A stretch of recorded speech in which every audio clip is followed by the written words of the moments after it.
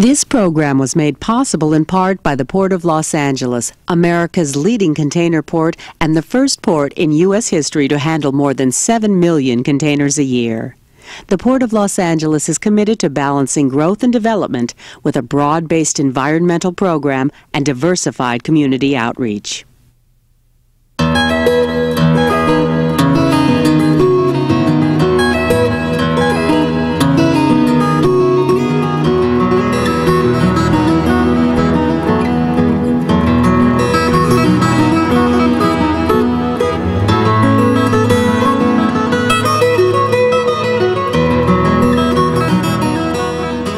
Hello, welcome to Encuentros, a presentation of the Institute of the Americas at the University of California, San Diego.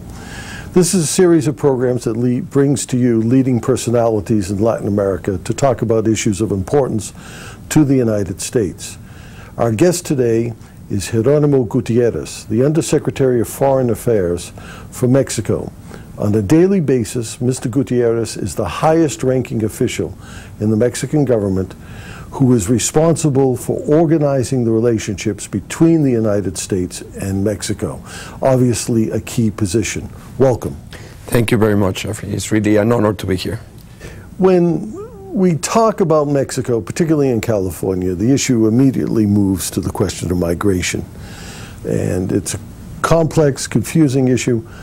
If you could lay out for us what your government would like to see happen in relation to migration, the migration issue, I think that'd be very useful.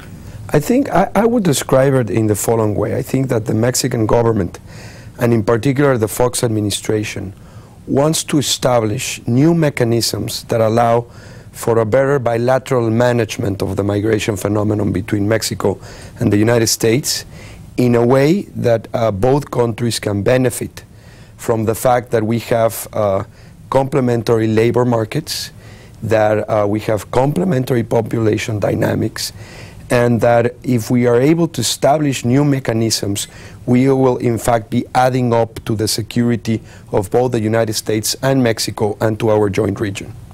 There are some people in Mexico, not in the government, and there are some people in the United States, not in the government, that think that what the Fox administration is talking about is a movement immediately to some sort of totally open border. Is that contemplated? No, I don't think that's the case. I don't think that's the reality of the relation between Mexico and the United States. But what we do have is a fair number of Mexicans that enter the United States essentially for employment reasons because there's demand for the type of skills and works that they do. And currently, unfortunately, the way we manage to gather that phenomenon is not very efficient. It does not let us know who is exactly entering the United States. It does not also allow us to do a better matchup of willing employees and willing employers. And I think that it also becomes frequently an issue of tension between our governments and our societies. And what we would like to see again is a reform that would essentially allow us to do two things, or three. First, address the status of people who are already in the United States, that are really somewhere in the neighborhood of 5 million persons of Mexican origin that are undocumented in the United States. Secondly, constructing a new mechanism, what is sometimes referred as a guest worker program, that would allow people to come, as it has been said, in a legal, orderly way and take advantage of the factors that I just mentioned. And that is what we have been trying to achieve over the past 4 years during the Fox administration.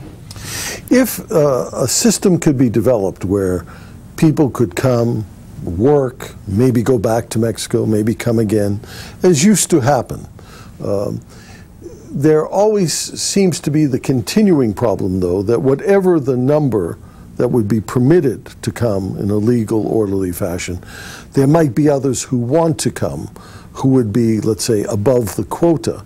What can Mexico do to discourage, in a new system, those who are not covered by the system? Well, let me start by saying that the Mexican government and especially the Fox administration, wants really to be, let me put it this way, part of the solution and not only of the problem, as it is sometimes perceived in the United States. And Mexico is the first and foremost responsible, in fact, for generating opportunities for its people in Mexico. And we have not been able to do that over a long period of time.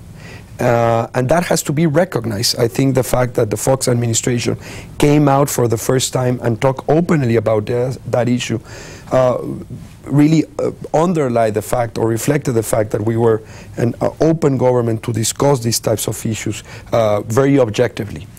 And that does constitute a change, I think, from past administrations in Mexico.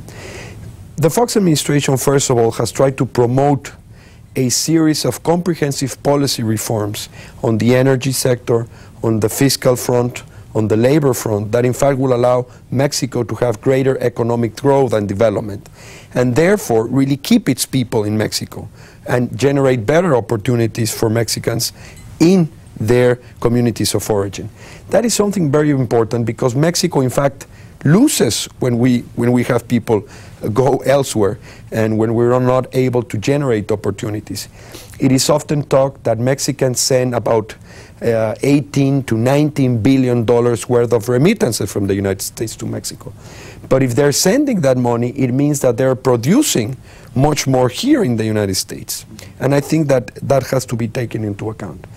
The second thing is we are engaging into specific policies that will allow us really to generate better opportunities in those regions of Mexico that are farther lagging and therefore really fuel immigration into the United States.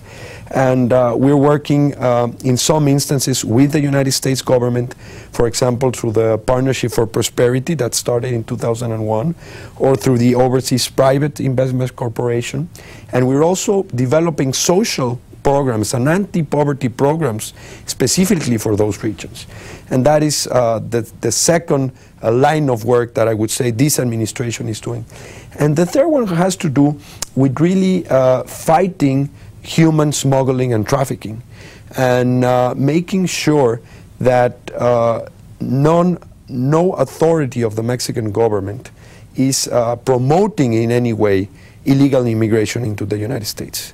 That is what, and there's a growing consciousness in Mexico about the importance of being sensitive to this issue. And every single day in Mexico, the issue about migration with the United States is very lively debated. But we need to learn more about ways in which we can cooperate with the United States in addressing concerns that the United States has in this topic. In Mexico, the focus is always very heavily upon the number of people who die trying to cross the border. Several years ago, the U.S. government began a policy of toughening, hardening the border with fences, as in the San Diego region. From an objective point of view, do you think that this has had any effect on the numbers of people crossing or on what happens to them when they do cross? There are really several analyses that point to the fact that after, for example, a hardening of the borders in the 90s, especially in the California area, the flow, the migration flow moved eastward towards Arizona, that the flow was not eliminated, and that unfortunately, because of the very rough conditions and terrain in the Arizona-Sonora area, many people die in the attempt of crossing into the United States. And that is, I think, simply from a moral and an ethical point of view, unacceptable for both countries. I think we cannot be satisfied if we have over 300 people dying simply because they're attempting to find better conditions for their families. And that has happened. Or at least there's fairly objective analysis that point toward that fact. The most important thing, I think, is to take into account that while there's a demand of labor in the United States, as there in fact is, people will tend to come to the United States because they're trying to provide a better future for their families. And what we need to do to address, for example, security concerns, I don't think it's really through a fence, which doesn't, in my opinion, and being very respectful of the right of the United States to do that, I don't think that it does much. The way I think we should approach the objective of having a shared, secure, and safe border is essentially through cooperation and technology. And I think that's the right way to go. Not really building fences. I don't think that they will have a huge impact. And at the same time, we do have to acknowledge that Mexico has to do its part in helping people have opportunities in Mexico. That is the end. And then migration becomes really a phenomenon in which we can both benefit. The United States has, as I have mentioned, a aging population problem. We are a younger society. The social security of the United States can in fact take advantage of that.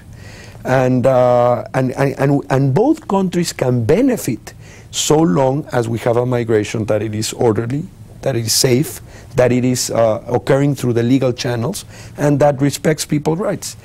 And I know that this is a very sensitive issue in the United States, and rightly so. It is a complex issue that raises many concerns. But I just want to emphasize that the Mexican government, what it's really trying to do is be part of the solution, not only of the problem.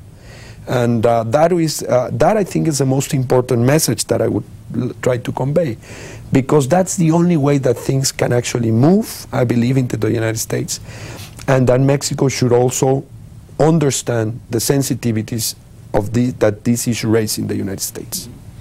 Let's talk about Mexico's role in the world. Mexico is a giant country, 100 million plus people. It is probably, depending on how one figures these things out, either the 11th or the 12th largest economy in the world, which a lot of Americans don't understand. It has a long tradition of activity, especially in Latin America, yet it doesn't really seem to have found its place in the world community as an active participant. How do you respond to that? I think you're right. That Mexico is it is the 11th or 12th leading economy in the world. No other single economy in the world has more trading agreements than Mexico. We are a pretty open economy, as opposed to what we had in the 60s or 70s.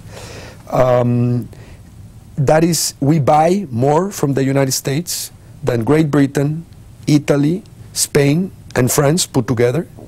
Every single day between our borders, there's more than $1 billion worth of trade going both ways that creates employment on both sides. And we certainly have a lot of challenges on the economic front. But I think, first of all, you're absolutely right in terms of Mexico's economic importance, because of size and because of the great openness of its economy nowadays. And on the world front, Mexico had remained somewhat absent in international fora. That was in due part, I think, to the fact that Mexico was not a very open society politically, internally in Mexico. As Mexico has opened up politically and has really become a full-fledged democracy, especially over the past 10 years, and especially since the year 2000, we have the mind frame of the Mexicans has changed, and at least the Fox administration has pushed forward for Mexico to engage more actively as a world leader and in international fora. And we have done so, for example, in human rights, where Mexico over the past year has taken a leading role. We have at the same time opened ourselves to international scrutiny about our human rights situation. We have also taken a leading role in trade, in the World Trade Organization. And I think, and there's a lively debate in Mexico right now about being further engaged in international affairs. I think that given the size and importance of Mexico worldwide. It makes all the sense of the world. And President Fox, at the very outset of his administration, established as a leading foreign policy principle to become much more active. We took a leading role in 2002 in the Monterrey Consensus, in the Millennium Goals that were established through the internationally to improve social conditions throughout the world. And I think that in the future we will see first a debate in Mexico about whether that is good or bad for Mexicans. We're still coping with that issue internally. But I think you will see a growing role of Mexico internationally. For example, we participated for the first time in the UN, not for the first time, but in the UN Security Council, really the second time that we participate actively, in 2002 and 2003, and at a very difficult time internationally. And we're learning from that experience. And I think Mexico does need to take a more active role internationally. Is one area that Mexico may take a more active role UN peacekeeping? Right now there are about 65,000 UN peacekeepers operating in 16 different operations around the world. Mexico is one of really a handful of countries, along with some countries that you would not want to be associated with, that has publicly stated that it will not send its troops to participate in peacekeeping activities, which was a strange position for a country that was on the Security Council voting on peacekeeping efforts. Does that anomaly seem to be one that has to be resolved? I think it has to be resolved. The President's position, President Fox's position, has been clear that at least during his administration, Mexico won't participate. Will not. Yeah. But has stressed the importance of opening the debate to Mexican society. And this is where we are. Just last week, the Foreign Minister, Secretary Derbez, participated in a debate in our Congress about this issue. And we need to discuss it. This topic was not up for discussion in Mexico for 30 years. And the fact that it's now being discussed is positive.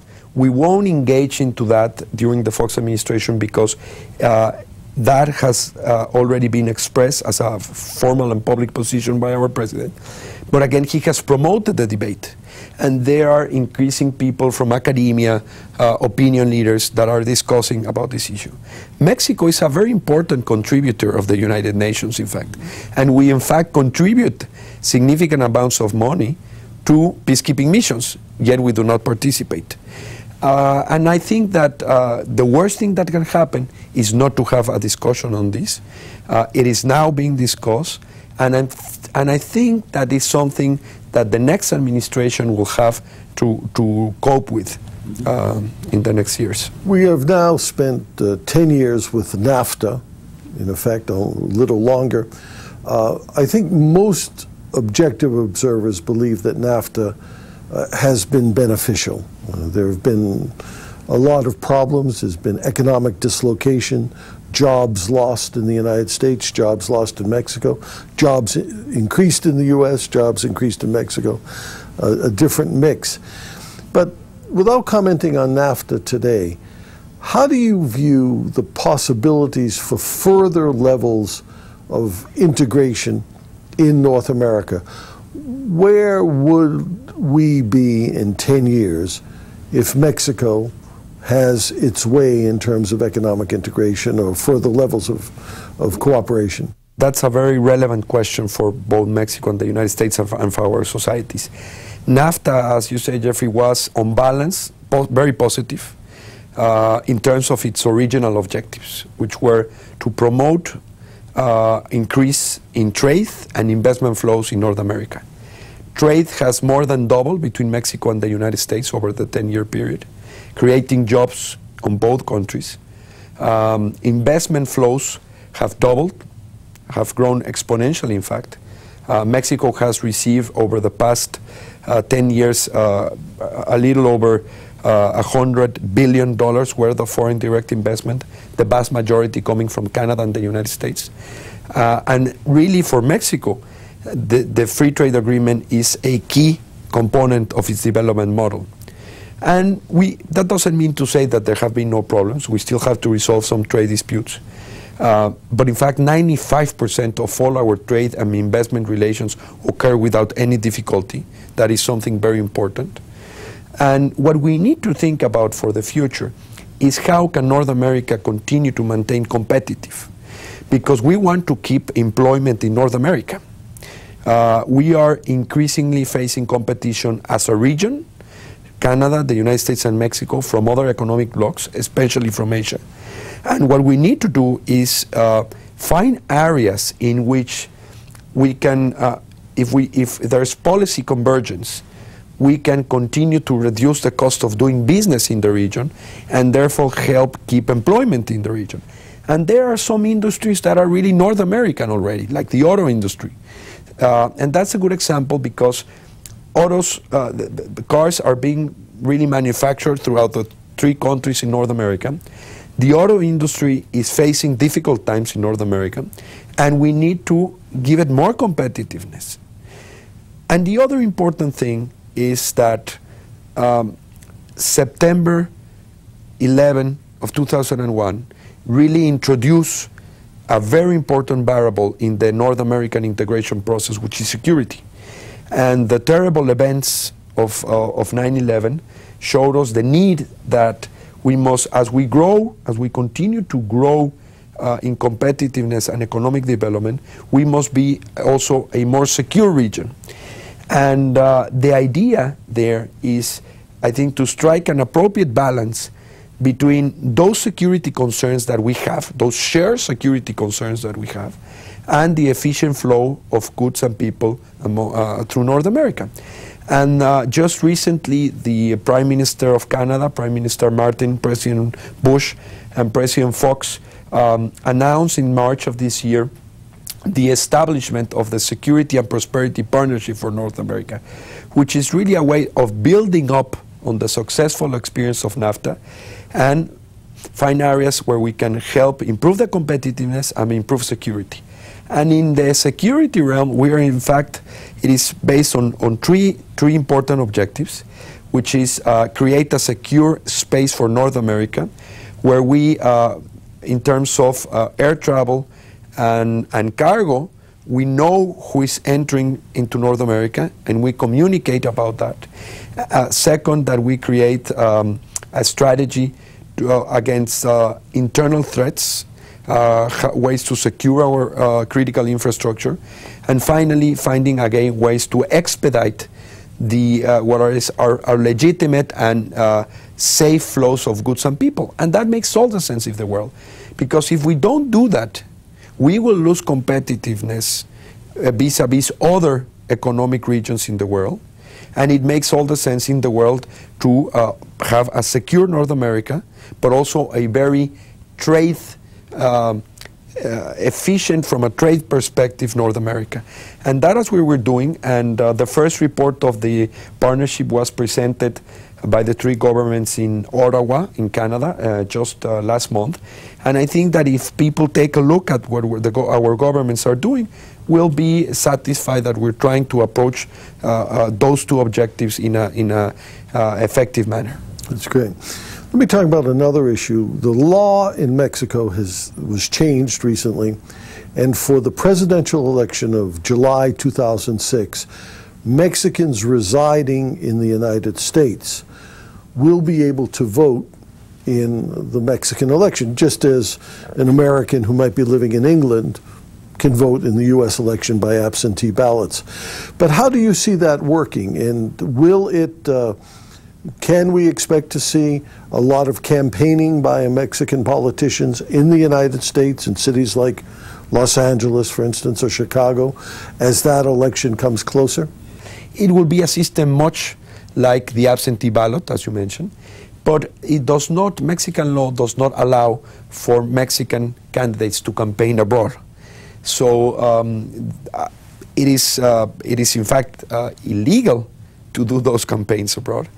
I'm sure that there will be people attempting to tap on the market of Mexicans that are currently living in the United States, which is a very big market.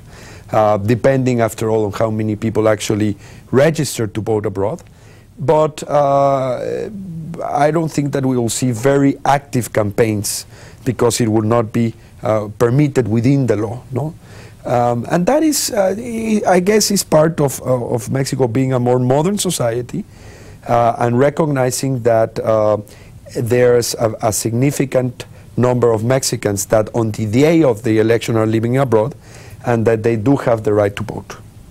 Let's talk about a topic that seems to have fallen off the front pages, which is narcotics. And for many years, this was the principal topic between the United States and Mexico. And obviously, narcotics traffickers and the violence they produce are still causing difficulties in Mexico.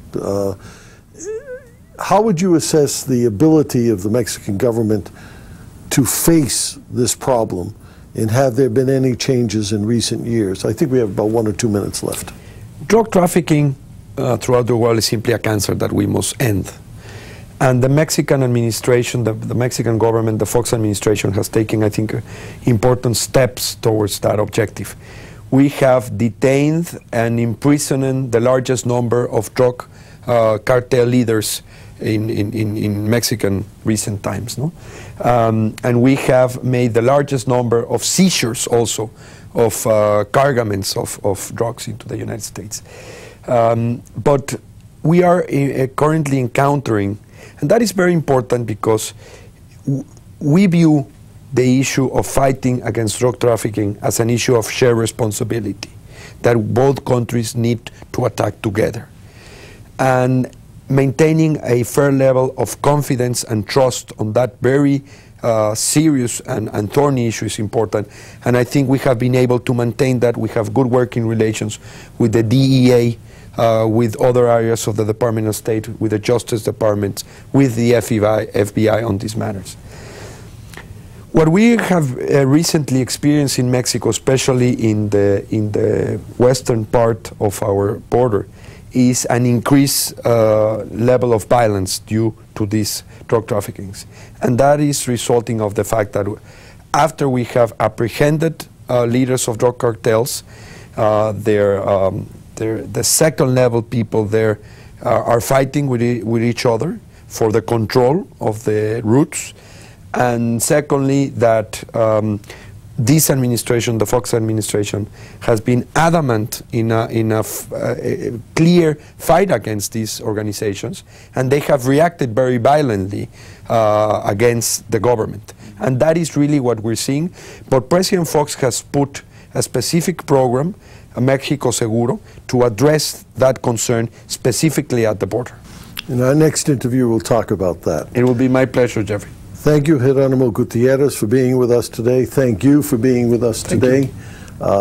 If you want to learn more about the Institute of the Americas, check our website at www.iamericas.org. Thank you.